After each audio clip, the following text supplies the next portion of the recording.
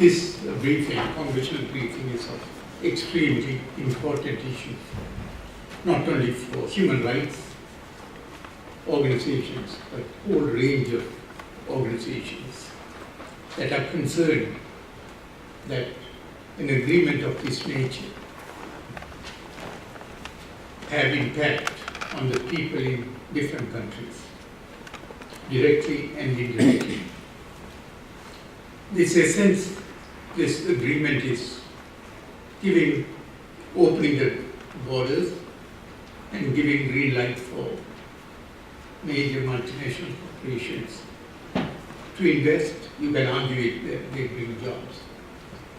But our concern is that the agreement in the current form have significant shortchanges on human rights protections and labor rights protections. Until and otherwise, these shortcomings are addressed. US Congress should think twice before they endorse this agreement, and other countries as well, including Canada. Our colleagues in Canada are actively involved in urging Canadian government not to rush through. The impact on human rights are going to be on women, minorities, both ethnic and religious minorities. Labor standards are questionable, and the list goes on and on. What US Congress can do is to ask some tough questions and to insist that fundamental human rights and labor rights and other rights are protected in a meaningful manner. The countries that are signing on, a couple of countries post-mentioned, Vietnam, Malaysia and other countries, have very disturbing human rights developments there. And those countries don't even care about having any meaningful steps to improve that, despite the fact TPP is coming, so they should open up a little bit. But one example stands out: Vietnam. Now, did they take any meaningful steps? No. US President, President Obama visited, first visit. He went about 2 months ago. They only released one political prisoner out of over 100. And that political prisoner also was to be released about 4 weeks from that date. So it's pretty much advance release. Okay, when President Obama was there, they cracked down on dissidents there, locked them up, beat them up, and abused them while President Obama was there. That says something. If they don't care whether President Obama is good, why he is there, actually he was there. One of the main reasons was TPP and the South China security issues. What will happen when you give TPP agreement? Do you think they will ever make any improvements? The answer is very clear. Number one, they insulted President Obama by cracking down on dissidents while he was there. But after TPP is given, you are pretty much giving a blank check. You can't get it back.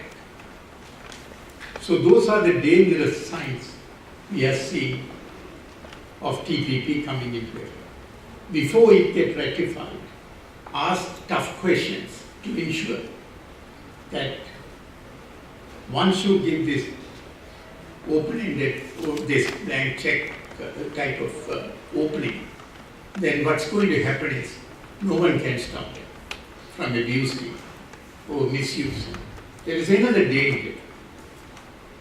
Even if the administration wanted to challenge, say, abusers, you will find very powerful US corporations working against that, because for their own interest they will be doing that.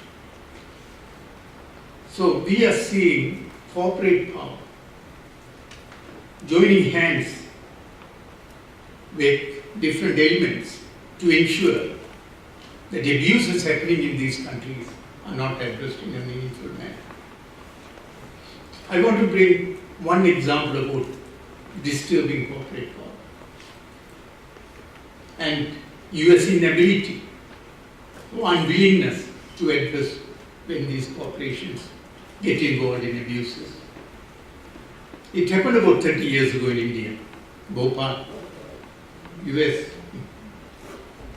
multinational, how do you call it, one of the Union Carbide.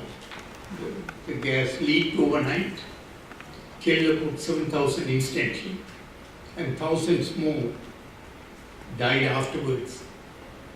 Even to this day, people are facing severe health problems, stillbirth health problems. That area is not being cleaned yet, 30 years. No compensation, a meaningful compensation was given.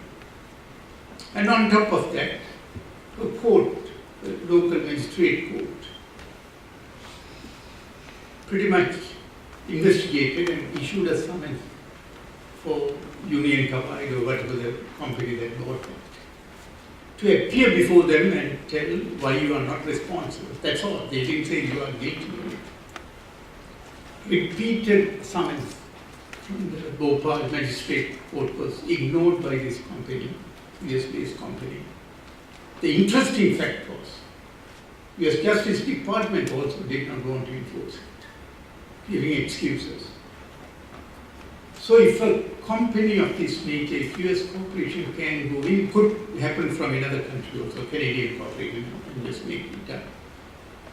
Then what's going to happen if US businesses go there and abuse and no accountability process, and if there is an attempt for accountability process, then US administration doesn't help you in a meaningful way. So this is a wake-up call for everyone to ensure that here is a new agreement coming in terms of strengthening and championing basically wishes of corporations,